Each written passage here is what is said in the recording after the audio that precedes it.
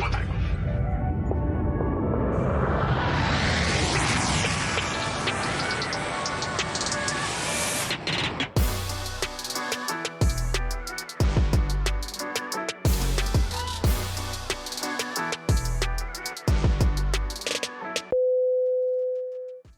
everyone. This is Cabin Pressure with Shawn and G, and you are in the galley. What's up, Shawn? Hey, G, what's up?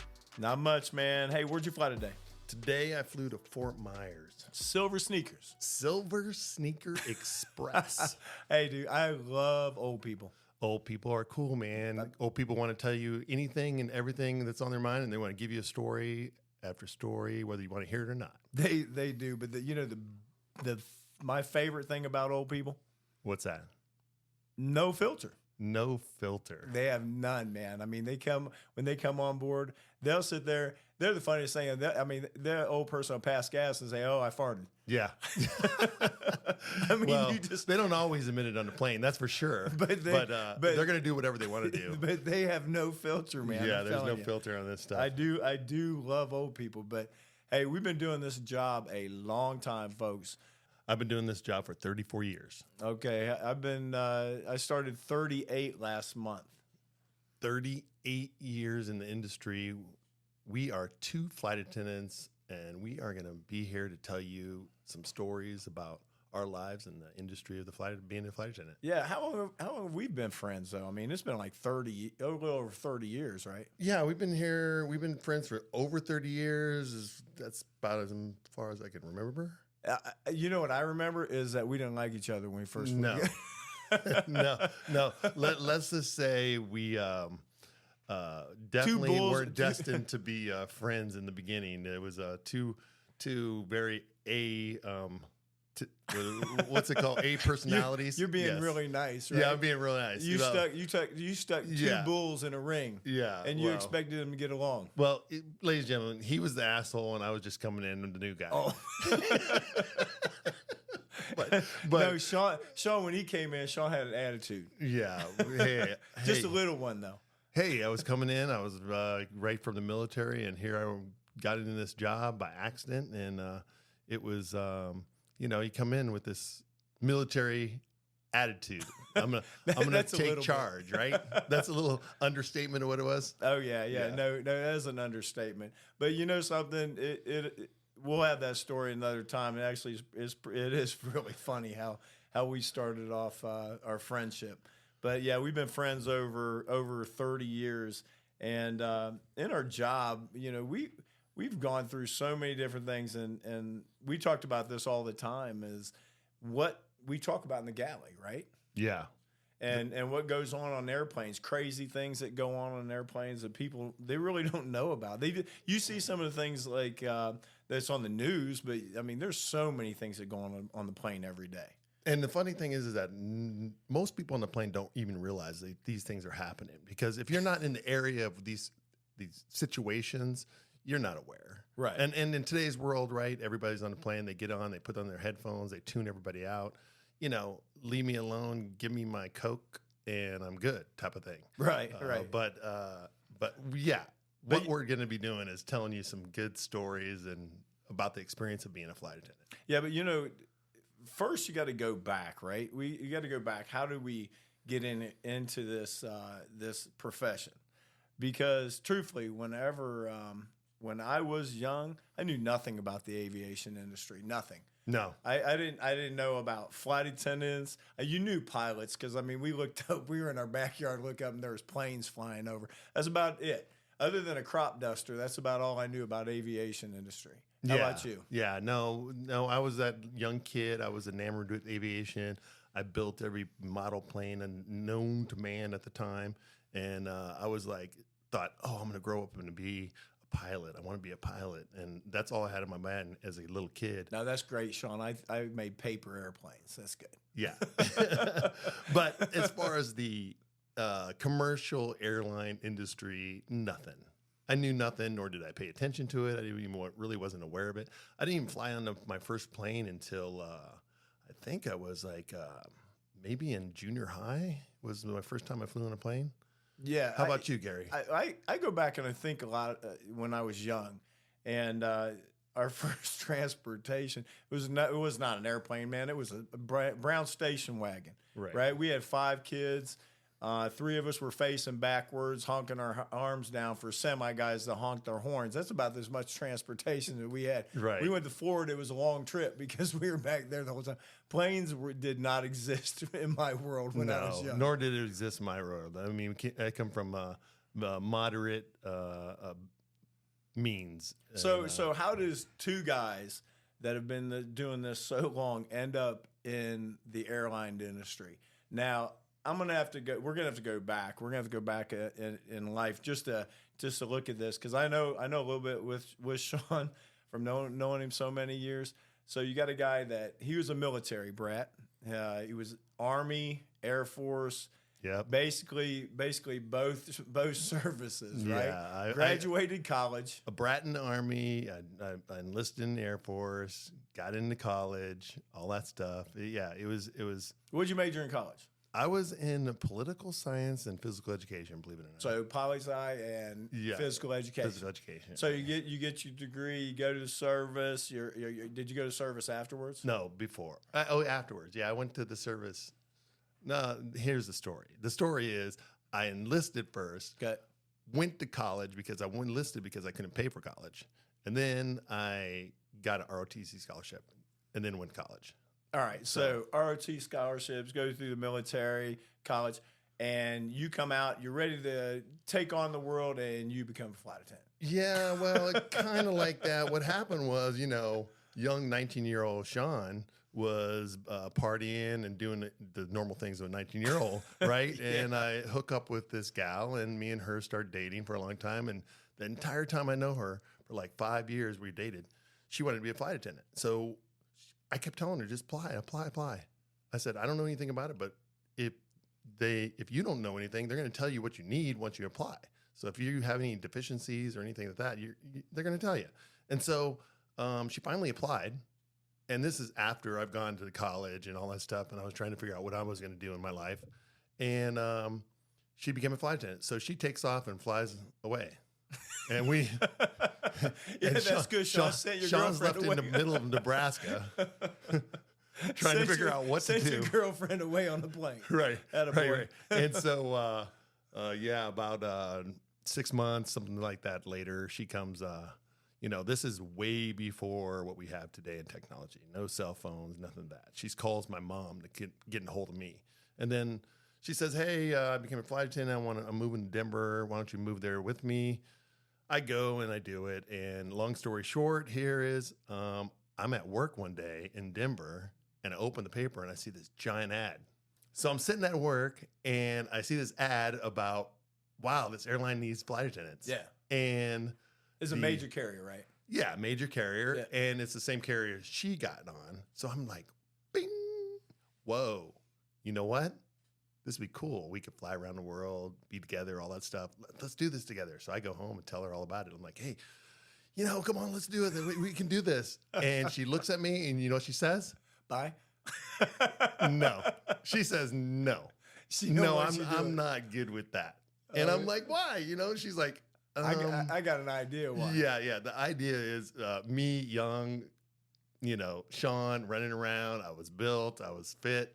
All that good stuff. And she's like, folks, remote destinations, women. There was a bunch of women on the plane, folks. That's what it was. So she wasn't comfortable with that.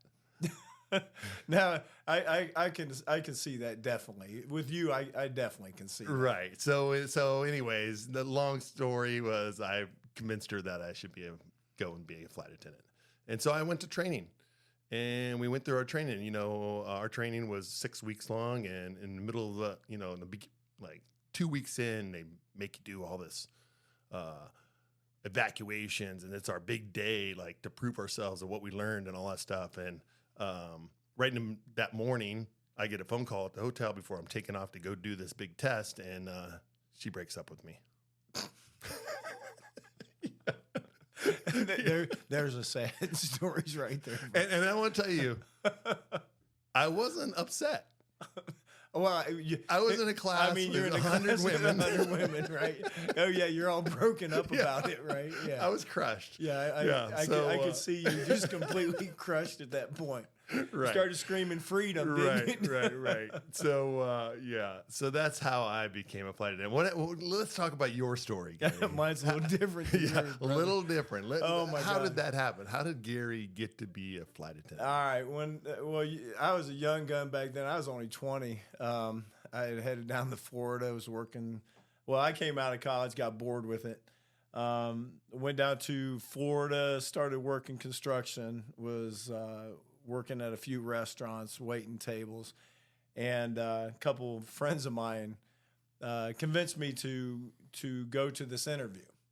And I was like, for what? And they're like, a flight attendant. I was like, I don't know. Flight Now, you attendant. had other friends that were going to do it too, or was it No, just they were she like, was a flight this attendant. fits but, you? But she was like, you should go to this. And I was like, why?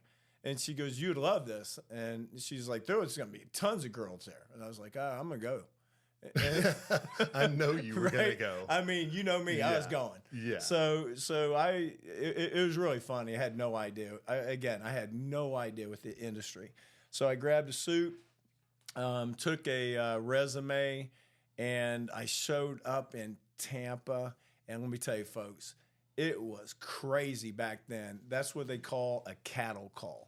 Yeah, And- cattle call is what both of us went through. Yeah, it's This different. It's different today, right? I mean, they do all the Zooms and everything. That wasn't it. No. You showed up, and I'm telling you, there was like 1,300 people at this. It was crazy. Mine had probably 500 people in it. It's nuts. I mean, you go there and you just you see all these people, and you're thinking, now They're not going to pick me. Exactly. I'm Yeah, like, there's I don't no know. way. I don't know why I'm here, but no experience, This no ain't gonna nothing, happen, right? So I'm sitting there and I'm talking to all these people, and it's actually pretty cool. Now, I again, knew nothing, so I went up to the interviewer, but I was listening to other people say what they said to the interviewer, and her name was Roni. I remember it because she asked me. She said, why would you want to be a flight attendant? And I looked at her and I said, well, you want me to tell you the truth? You want me to lie to you? And she goes, the truth. And I said, well, the truth is I had no idea what this job entailed, really. And I don't even know if I wanted to do the job. And she just looked at me and she started laughing. She goes, you're serious? I was like, yeah. I was like, but I came here and I started meeting all these people. I was like, I got so many people's phone numbers. Even if I don't make the job, I'm going to have a bunch of friends after this. I said, so it's pretty cool. She starts laughing. She looks at this other guy across from her, and she must have got a kick out of me because afterwards I'm thinking, I'm going home. Yeah, Right? yeah. There's no way after that I'm going home. Yeah. You were sitting there, and my answer to their first, like, why do you want to be a flight attendant? And I was like, well, because I like to fly. You know, like, Yeah, that was everybody else's. Everybody else had the same exact answer, and I'm like, how are they like weeding out who said I like to fly? Right. That's the same. That was the same stupid answer that I heard everybody say. And I'm Over like, and over. I don't. How do I say I love to fly when I've never even been on a plane? Right. I can't even tell them I love to fly. I'm like sitting there going, I have no idea. Probably scared to death when I get up there. Yeah, wasn't it funny? Like during that interview process, I remember like going in there, like, what did you tell them? I don't know. I told them I like to fly. Afterwards, yeah. It was like, and we were like, and then you're all sitting there like, we all gave them the same answer. What do you know? Right. How they pick us? Yeah, because I'm sitting there and I'm thinking, this is it. I'm out of here, right? And then afterwards, what they did is they took us and they separated us. They put us in 3 different rooms. And after that, they came in and they said, congratulations to one room, and they erupt. And then I'm sorry. The other room, you didn't hear anything out of them. And then they came into our room and they said, congratulations. I was like, okay. So we go through this thing. So we went through this whole process. Back then, the cattle calls, the process is like 10 hours.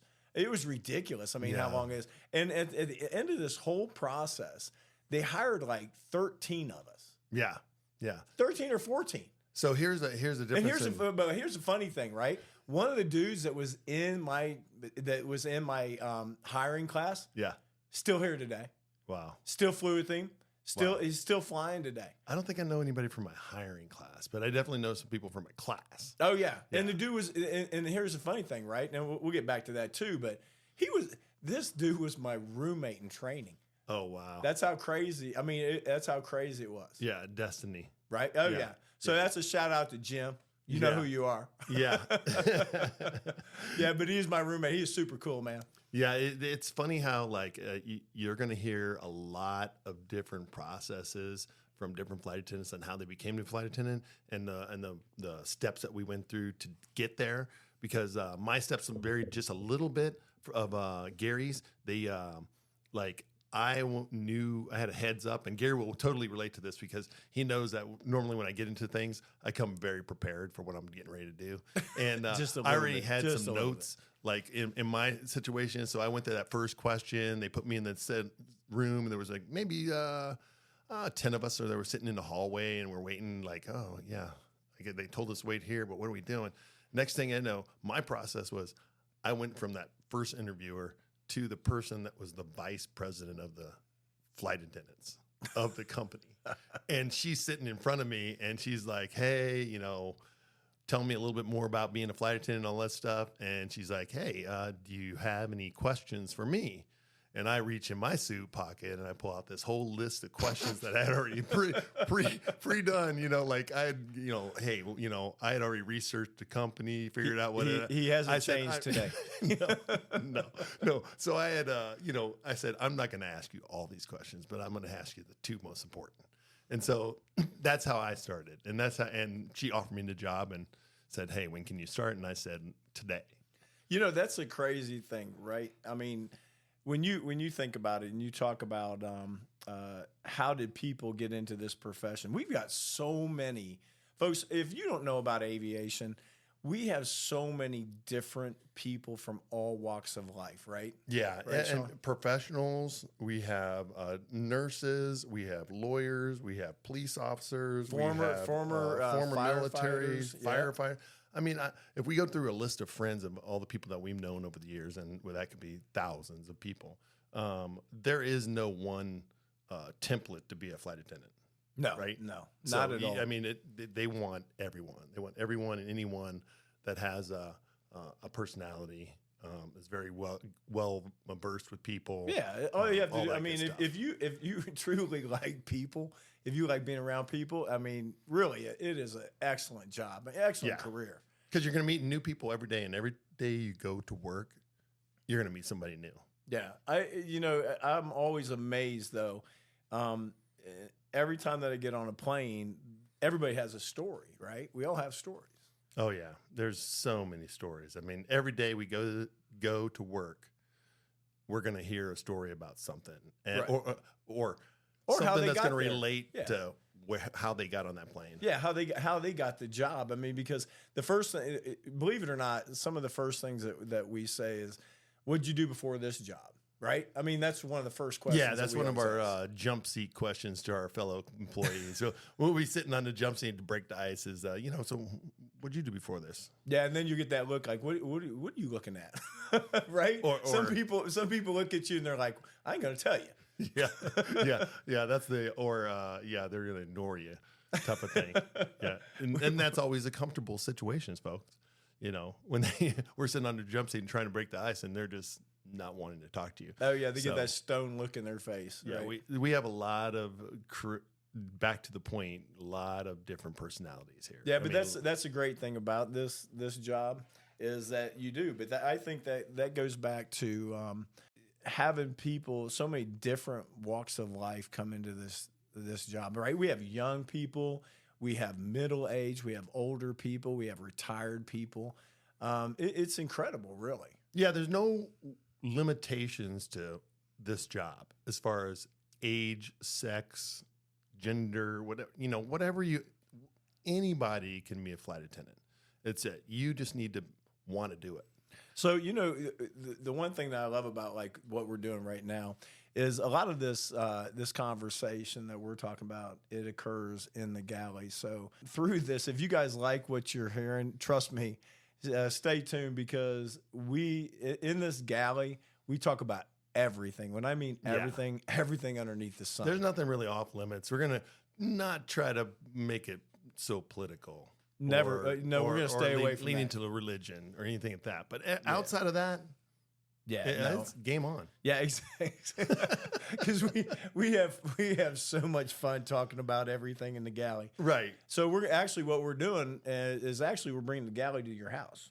That's what we're doing. We're going to let you have some insight to what a flight attendant actually, what we're doing on a day-to-day basis, some of the adventures we've had, the experiences that we've encountered in our adventures over these last 30 plus years for both of us. And in addition to that, man, we're going to have stories for you. We're going to bring in some guests too. We're going to have some guests to talk about some of the subject matter that we think is super important and people want to hear. But we also have a lot of things that we are going to cover too, even person's lives. I mean, we deal with everything. I mean, just like everyone else, but we deal with a lot of funny things. We deal with some serious things, and we deal with a lot of emotional things. Flight attendants and pilots, very unique group of people, wouldn't you say? Yeah, they're a unique group of people, but you know what? They're all good people. Yeah. They all like people. Yep. They want to help people. Each person out there, and it doesn't matter, it doesn't matter where you come from, where you've been, all that stuff. We know when we get on the plane and we have this synergy of working together and making this flight the best flight for that person. Now, just like everybody else in the world, we have good days and bad days, just like everybody else. Because I'm sure many people can tell you stories of their bad flight attendant, right? Yeah. But we can tell you some stories too. You got bad passengers too. But we got bad passengers too. Right? Bad passengers will make a bad flight attendant. Right there. Exactly. Really, a bad flight attendant will usually a bad flight attendant. Something happened. Yeah, there's a lot more going on. And that's the beauty of what we're doing right here. We're going to tell you stories that are about flight attendants, who we are, what we do, the experiences we're having, and we want you to actually be a part of it. At first, we want to take you through the process of getting there first. We told you how we started the job. We told you how each of us got here. Next time, we're going to talk about training. Because there's people out there that are listening to this wondering am I too old? Is it too late? Or I'm doing this, I'm doing that. Can I actually do this job, right? Yeah. This is, we're going to kind of step you through the steps in which we traveled to get here to this problem. We're just giving you a little taste of who we are right now and what, where we come from. But what this show is all about is really stepping you through the life of a flight attendant, how it is in the real world, and how we relate to it, and the experiences that happen with us. So next time that we talk, then I guess it'll be about training, right? Training's probably our next episode, and we are going to it's going to be our next episode. We're going to talk about our experiences going through the steps and the challenges of getting through a flight attendant training class and first day of training, just even going through, because I'm telling you, when we talk about this, that's the one thing is people don't understand about flight attendant training. There's a lot more to it. Yeah, there's a lot more to it. We have to know a lot of information, and there has to be a lot of information that has to be memorized and understood and related to in a blink of a second. Because when things happen, we don't have time sometimes to go look it up in a manual or something like that. So Shawn, if you'd sit there and say one of the favorite things that I really like about doing this job is when we go to these different airports or we go to different locations, right? I mean, over the years we've done a lot of things, but a lot of people out there, when they go through these airports, they don't know that there's like certain things that like a must see, right, or something that you got to see. So what we're going to do is on this show, we're going to actually give you some good information also for your travel around the world. So experience at places that we like, food and restaurants. We're going to, places to go, things to see that are close to these airports, because people think airports are just this one place to travel. It's actually, there's a lot of stuff around that goes into those spaces. Also, we're gonna reach out to our other flight attendants too. We're gonna have them send in information, some of their favorite spots, and what we're gonna do is we're gonna take the tally up and we're gonna see which spots they think is the best because they travel there all the time. They see all the sites and they have some of the best information each time. I mean, if you want to know where to eat, follow a flight attendant. Not only that, though, even things to do, right? Yeah, if you want to know things to do, I mean, that are close by. I mean, we've got a ton of information, but we are gonna reach out to our other flight attendants from all the airlines, and we're gonna have you guys send us emails in, give us ideas yourself, and we appreciate every bit of information everyone's gonna give us. But the end of the show, Shawn, is always going to be the biggest tip of the day. I want to go with Chicago. Chicago. Right? We got to go Chicago. Yeah. All right. So if I was going through Chicago. Food, a land of food. Yeah. But the must see or the must stop, right? What you got to get. I mean, if I'm in Chicago, airport. If you're in Chicago airport. Chicago airport, right? I'm stopping at Frontera. No. Dude, come on. Chicago Airport is known for one thing, folks. That's Garrett's Popcorn. Garrett's Popcorn. Yeah. Now, I don't know what he was thinking. Garrett's Popcorn. Garrett's Popcorn. Right? Because you cannot go through there without grabbing a bag. Yeah. If you don't stop at Garrett Popcorn in Chicago. Your families want bags. I mean. There's probably children will be crying at home because you didn't bring them. That's the one thing I'll say Oprah had right. Right. Yeah, exactly. We're not getting political here, but folks, we are telling the truth. And Garrett's Popcorn is for real. That's our tip. So the tip was Garrett's Popcorn. Shawn, what's your favorite one? Chicago mix. You can't go wrong. And Chicago mix is the caramel with the melted cheese mixed together. You put your hand in there and gooey, ooey stuff is all over it, and you just. All right, he's going a little too far, man. I thought we were telling him tips. He's killing me. I like the crisp. Yeah, real simple. Yeah.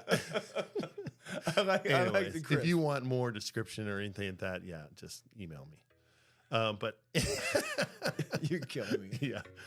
All right, ladies and gentlemen, this is cabin pressure. Cabin pressure. Yeah. Hey, I had a great time. Shawn. Yeah. Can't wait till next time, brother. All right. Next time, training. Stay tuned.